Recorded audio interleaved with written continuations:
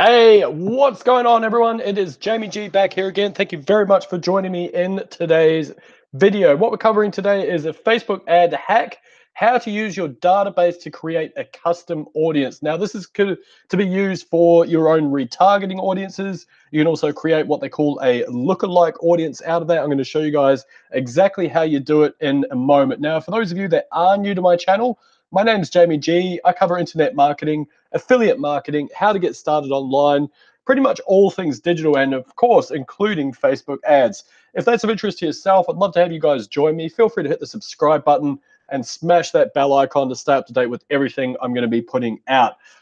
Like I say, let's jump into it. We're going to go through a little Facebook ad hack. It's not really a hack, but basically the little caveat I'm going to put on this is that you do need to have your own database, okay? Now, this is just one of the autoresponders I've got access to. Please, obviously, this is all private information. Please don't share any of this. I know it is live. I probably shouldn't really show you too much of this stuff here, but essentially what we want to do is we actually want to download the entire custom audience or entire database there of whatever context we've got in whatever list we choose. So I use GetResponse. I have put a link below if you want to check out GetResponse. There is a 30-day free trial available to use that. I think it's one of the better, if not the best, autoresponder available, just because of the things you can do with it are pretty damn cool. But all I've done is I've actually gone down to the lists, contacts over here. And then once I actually I'll go right through that process for you guys. You're getting a little bit of an insight into some of my things here, and then you just click up there to show all contacts.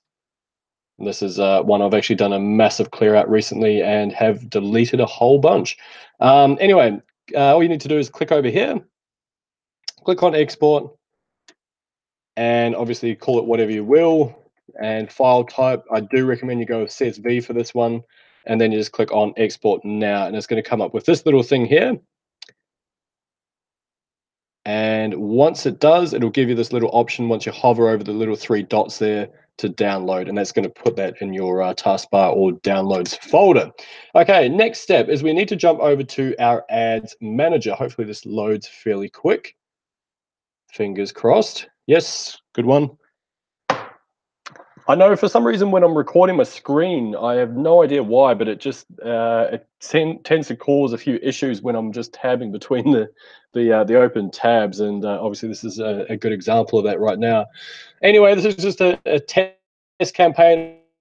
I did a little in the account at the moment. However, what we want to do is open up the ads manager. So hopefully you're using business manager, so business.facebook.com, which allows you to control all of your Facebook assets from the one login. So it covers everything from your pixels, your analytics, your obviously the ads, right through to Instagram, access, billing, etc., etc., etc. It's just a lot easier to keep it all in one place. And of course, you can manage multitude of different accounts through the one login as opposed to having to tab or switch between different ad managers and all that sort of stuff, plus your pages, etc.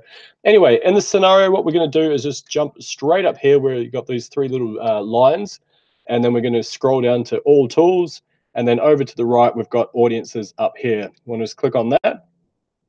Now, I know I'm going a little bit fast, but I just want to race through this really quick. So hopefully you guys are taking notes along the way. All right, bear with me one moment there. Yep, that started, cool. Yeah, and I think if I go on that, it's actually going to show my little face, hopefully. I don't know, maybe it will, maybe it won't. No, apparently not. But hopefully it will show my desktop. That's going to be pretty trippy watching that. Whoa, look at that. Whoa, crazy, man. Get out of there, bro. This is classic. I don't know if you guys can hear that. That's hilarious. So I'm just going to go back. I thought I could just open the chat page, basically. Anyway, it doesn't matter. Not important. I was just checking something out. Anyway, right. So hopefully by now you've got the thing downloaded from GetResponse or whatever your autoresponder is. Now, a little caveat on that as well. Now, I have covered this a couple of different times in a couple of different videos, but you can start with a minimum of 100 people on your database as a bare minimum. Now, I would suggest for what we're going to go through here, the more the merrier. So, ideally 1,000 plus. And if you think about it, the more data you have, the more accurate that data is going to be. So 100 isn't really a good sample size in order to expand that audience and create a lookalike. Now, I was also going to discuss a lookalike audience, which I will do in a minute, but let's get stuck into the actual process you need to go through in order to create your custom audiences. Alrighty, so we're now in audiences. This is under the business ads manager, sorry, the business.facebook.com under ads manager. And obviously if you click on the asset library or the little button up there, scroll down, all tools, audiences up here, yeah? And so we'll come to this page here. Now, I haven't actually bothered to do anything. This is a test account I don't really do anything with at all. I've ran a couple of very crappy little campaigns just to test something out a little while ago, which if you've been following me for a little while, it's one of the things I preach is absolutely everything in advertising is test, test, test. You just never know if something's going to work. Alrighty, so what we want to do is basically start off by clicking on create a custom audience. And what we're going to do for this one, and if you want to check out some of my former videos, I have gone through how to create custom audiences previously with some of these other different things here. But what we want to do in this instance is go to customer file just here. And really, really easy. You can either import them directly from MailChimp if you got that. Like I say, I use GetResponse, and there is a link below if you're interested in having a look at that. Now, one of the things you can do, this is pretty damn cool. So if you've got running an e-commerce store and you happen to have the data based on how much each customer is worth or how much a particular customer has spent with you, you can actually add that in and add their lifetime value, which then means that Facebook will go one step further and not only create people that look like your existing audience, they will expand and extrapolate that out even further and also find the people that are more likely to spend. So you got that one additional layer there as well. But what we're going to do just for today, click on add customers from your own file or copy and paste data. Click on there. So basically the thing is that they need to pretty much have signed up for your autoresponder. So you need to basically have something that they've opted in for, like a form or an API, whatever the case may be. And so there's a couple of ways we can do that. And obviously there's a couple of different identifiers or data points that we can actually do, add these in. So I'm going to give it a shot. It doesn't always work, but I'm just going to try and just upload this directly. Now, here's the thing, and this is why I suggest the more data points and the bigger the list, the better. Because if you think of it in this sense, not every single person, I know it's hard to believe, but not every single person that will be on your list will also have a Facebook account. So that's one thing to factor in. The second thing to factor in is that they may opt into your web form with a different email address. So Facebook might not be able to pick those things up. Right, data source, what are we looking at? This is directly from customers and partners. Actually, no, it's not from partners at all. It's just directly from customers. This is directly from us. And we're just going to call this, in my case, it's just going to be database list. I could probably think of something a bit snazzier to call it, but anyway, it doesn't matter. If you want to put a description here, you certainly can as well, up to 100 characters. And these are the, like I say, the data points that it can pick up as well, or the identifiers, I should say.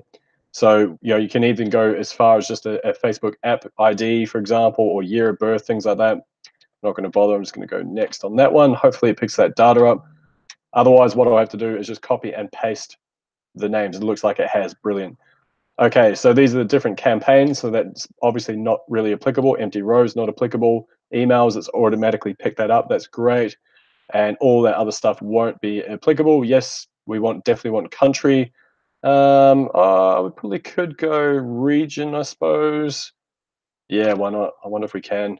Let's see if we've got in what we've got in here. City. Oh yeah, we can try that. Give that a shot. There we go, city. Oops, no, sorry, that was region, wasn't it? My bad. There's one under. All right, do not upload that, but we want to go. Let's go city instead. With that one, boom, chakalaka. Country code, we've already got that. Yeah, why not? Let's check the postal code, and we never know. Continent code, we don't need that. Time zones not applicable. Score, birth date, we don't have data on that apparently. Country we're already done. Okay, so all this stuff kind of makes sense, right? And you don't really need any of this other stuff, yeah? So these are the 4 columns that is going to be mapped up. So we could go upload and create. And basically what it's going to go through is that process of uploading all that data. So I've got, I think if you recall, it was something like 1,500-ish, give or take, 1,500, what did I say, 1,559 contacts in that particular autoresponder. And it's just going to upload those. And of course, it's not going to be able to equate to exactly 1,559 new audience members. It may be a different figure. In fact, it might not even make 1,000, just as the factors that I just spoke of before. You might have, for example, that they can't identify the email address, or that person isn't actually on Facebook, for example. Those would be the 2 main reasons, of course. Now, what we can do, we've got this here and that's ready. You can actually use that as it is, but it will take a little while to populate. And obviously, it has to process quite a bit of data and then try to cross-reference that with the relevant people and all that sort of stuff. So now we're getting into the fun stuff. This is what we call a look-alike audience. Now, there's a bit of a bone of contention with this. Some people shorten it down to LAL, LAL, or LLA, or whatever you want, basically. I don't really know. I just call it LAL, look-alike. Yeah, but like I say, other people call it a LLA for some reason, look-alike audience, which kind of makes sense, I guess. I don't really care, and or do I say that matters at all? For that matter. Anyway, click on lookalike audience. Now, what this does, and this is why this is so super powerful, is that it actually takes the existing data that you have, and I'm not just talking about the actual database that we've used in this scenario, but I mean it also goes into factor in things such as people that have watched a certain portion of your video, people that have made a purchase on your website, people that have clicked an ad or commented on a post in your page, or you're on your Instagram business profile. There's all those different things that you can create separate audiences on, and create then lookalike audiences. Now, the great thing is what it does is actually take that data and look for commonalities between your existing audience and basically extrapolates that out to other audience members out in the great wide world. So here's why it's cool. So this is how you do it. We've already gone to create lookalike. And all we need to do, see, these are all the different things I've got here. Some of them are not really even remotely relevant at all. And now, forgive me, some of these are kind of clients and different old things I've worked on in the past. So a lot of it's not really relevant, but hopefully I can pick one up here. And to the point where now I can't even remember what I called it. Let's just call it, so just get rid of that. Database. There we go. Database list. I probably could have called it something a little bit better as a better identifier. So that's what I'm looking at. The regions to target. Now this is really cool. Check this out. It's actually automatically coming up with Vic, as in Victoria, which is where I live. But we can go. Let's go to United States, because I think a lot of them are based down there. United States, nice and easy. Cool. So that's that. Now here's where it gets really cool. Is that you can go click on advanced options. And as a default, it's only going to create 3 audiences, but I guess for me, I like to create as many as possible. And you can either leave it as the default's just there, because realistically, you have no idea what's going to convert at all. So, you might want to expand this out, and vice versa. I probably make that tighter like that. And these other ones I'd expand out a little bit further as well. In fact, I probably wouldn't even bother. I can always come back in and create another one later on. I might just make a big chunky one there, or maybe tighten it up. It really depends on what you're looking at doing. But you sure as hell have a whole bunch of scaling available in these here. And so what I'd do is I'd look to maybe start with that audience.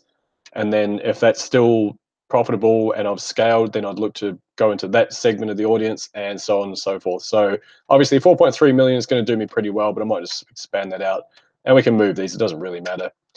Move these out to 6. There we go. 4. Yeah, and we'll make that like that. Cool, cool, cool. All right, so that's a little bit more even. Now, there you go. These are what they break down to. And as you can see, it'll be United States, 1%. So within 1% tolerance level of the other audience members, or your core audience, which is the database list that I used up here. And then all we do is click this chunky big blue button, create audience, right here. Boom, chakalaka. And there you go. It's starting to populate.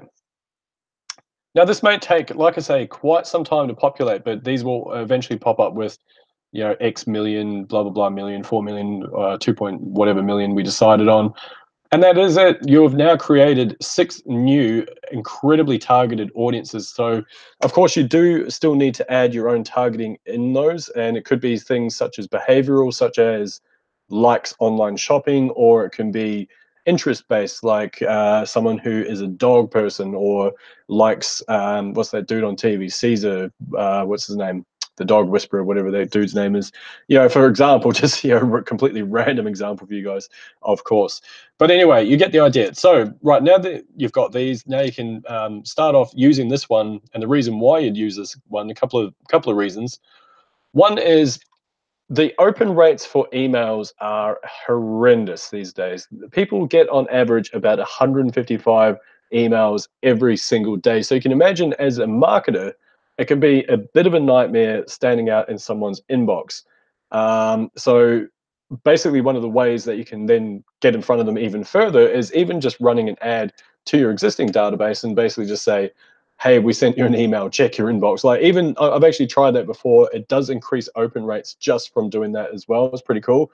Or you can just create an ad, just, hey, we've got a special on at the moment, in case you missed it, blah, blah, blah. We've sent it to your inbox, but here it is anyway. Grab this to get a discount.